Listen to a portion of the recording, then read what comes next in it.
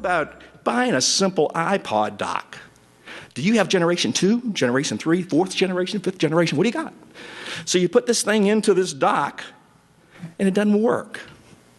So what we've done now, over the last 5, 6 years, the early adopters, the very people that have kept us in the business at the beginning with the high margins, we have just told them, what the heck, sorry. Now we've got to go back and introduce new technologies, fundamentally new technologies, and they've got to trust us. Here's one, the most trusted name in electronics. RCA come up? Anybody think of that? For 40 years, RCA was the most trusted name in electronics, and you can't even remember that. But how about Vizio? Got that one, don't you? I think so. And what that really shows you is that companies today don't have to be Panasonic. They don't have to be Mitsubishi. The change is going to be with these guys, because they can move, they can shake, they can innovate. And they've got the corporate culture to make those changes. You see, you can have the best product in the world, but if you don't have the background and the culture to service and sell those products to the very people you're trying to sell them to, it's not going to work. I think we have truly a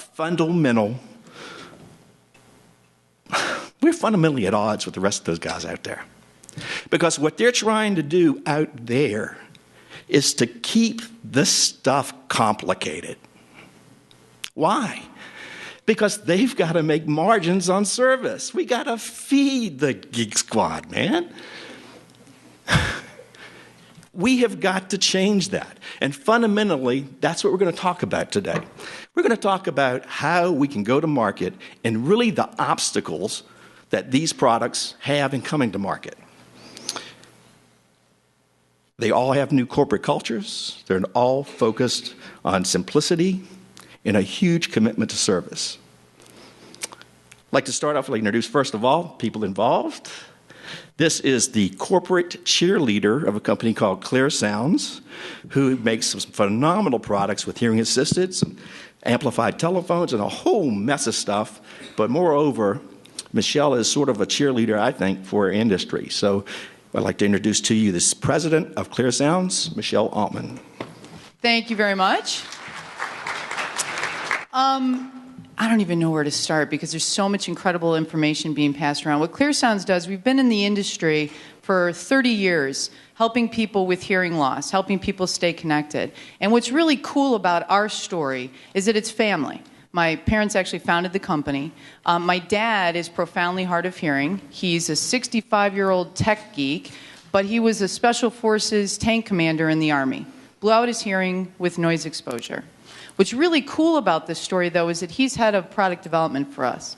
Well, what's neat, and there's so many analogies here, but what's really cool about my dad is that when he tinkers, when he plays around with the technology, and this is a guy who knows all that stuff out there. We, too, like Bud, have been, and I was dragged around when I was a little kid going to CES in Las Vegas. I shouldn't have been here. But my dad spent a lot of time here tinkering. He has a background in engineering. He really understood the technology. But as he aged and we realized that we were in this industry of helping people stay connected, we really started getting involved in developing new technologies. And it's ironic because out there, as Bud was saying, all this new stuff is happening and it's really complicated.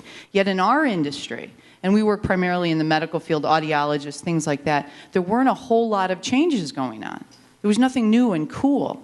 So when my dad plays with something and we're looking at new technology and trying to figure out how to make this work, and his face lights up because for him in that moment everything's changed. He has found something that solved a problem for him, and we look at each other and think, this is awesome. We got to tell everybody about it. But that's where it stops. You know, we've been able to successfully communicate in our industry, people who understand that they have the hearing loss in the medical world, that these things are life-altering. They're incredible technologies. But that chasm, we've got to cross it, you know, between the industry of medical, hard of hearing, hearing assistance, and move it into this electronics industry. How do we do it? Now, here's what's interesting. We're in a booth, and thanks, Susan, for bringing this to everyone's attention here. I never in a million years would think we'd be at CES, ever. We've been to the medical shows, the audiology shows, but CES, I mean, it didn't make sense. But now it does. And when we're standing there, and today I was thinking about it like, wow, 60% of the people that have come by this booth today were shopping for themselves or their family. I'm not going to have any demo product left. None of our stuff on our booth is going to be there because we're going to have people buying it from us. Now that's interesting, isn't it? That 50 to 60% of the people coming by weren't buyers necessarily. They were buying for their family. I should set up shop. We should have brought a cash register. But that tells us something. It tells us that there's a market out there. It tells us that people came to CES, and when they, I asked them, well, what brought you over here? And they said, well, I looked you guys up. I haven't been able to find you in the stores. I wonder why that is. Well, it's this chasm that exists. We need to understand, and hopefully there's buyers in the audience that can give us some input. What's the problem? What's the problem? We know people want it. We know people need it. We know they're willing to pay for it. Why isn't it on the shelf? And trust me, I've tried. I really have. And I think one of the things that you touched on, why isn't the press in here?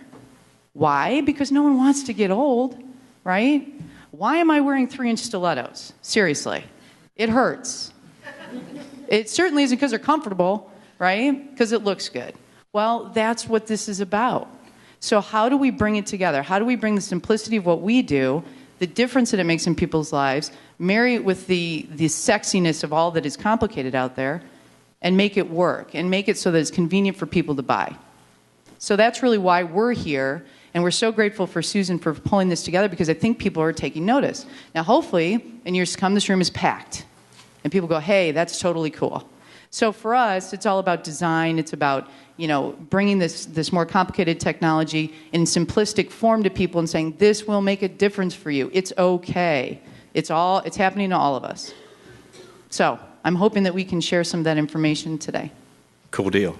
You should even have her megaphone with her, which is pretty good, There you go. Okay, I guess when you got into that airplane today, or before you even did that, you probably had to go through a bunch of stuff, and you got a little bit tense.